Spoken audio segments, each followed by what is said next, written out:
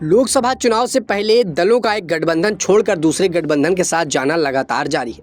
कई दलों ने बीते महीने में पाला बदल दिया। कुछ दल इंडिया गठबंधन से अलग हुए तो कई दल अपनी गठबंधन से अलग राह बनाने लगे। दूसरी ओर कई दल बीजेपी के नेतृत्व वाले इंडिया गठबंधन में आने की तैयारी कर रहे हैं, तो कुछ दलों ने बीजेपी के साथ बातचीत का अंतिम दौर में है।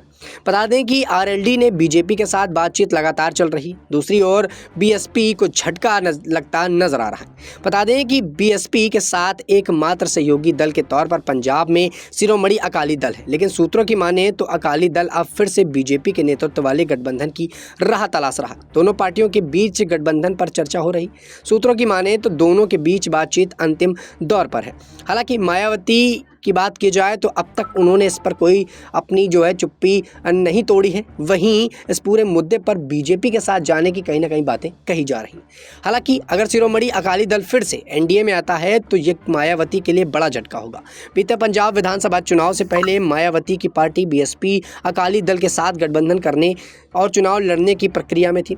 हालांकि इस चुनाव में दोनों ही पार्टियों को इस गठबंधन से कोई फायदा होता नजर नहीं आ रहा, लेकिन दोनों पार्टियों के आगे भी गठबंधन बने रहने की रणनीति पर काम किया है। लेकिन अब मायावती आगामी लोकसभा चुनाव में किसी गठबंधन के साथ नहीं जाने का फैसला किया है।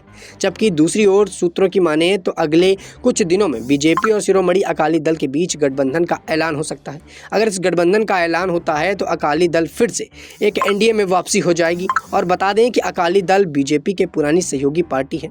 वहीं 1997 से लेकर सितंबर 2020 तक अकाली दल बीजेपी के साथ गठबंधन में रही थी। लेकिन इस बात को अटकलें लगाई जा रही कि अगर अकाली दल यहाँ पर बीजेपी के साथ जाएगा तो ममता बनर्जी जिस प्रकार से विरोध कर चुकी हैं गठबंधन का, मायावती विरोध कर चुकी हैं, तो क्या मायावती यहाँ पर अब इंडिया गठबंधन को छोड़ देंगी, पूरी तरह से एनडीए में शामिल हो जाएंगी? क्योंकि लगातार बातें ये कही जा रही हैं कि अकाली दल जिसको मायावती साधने का प्रयास कर रही थी वो अकाली दल अब बीजेपी के साथ जा सकता है।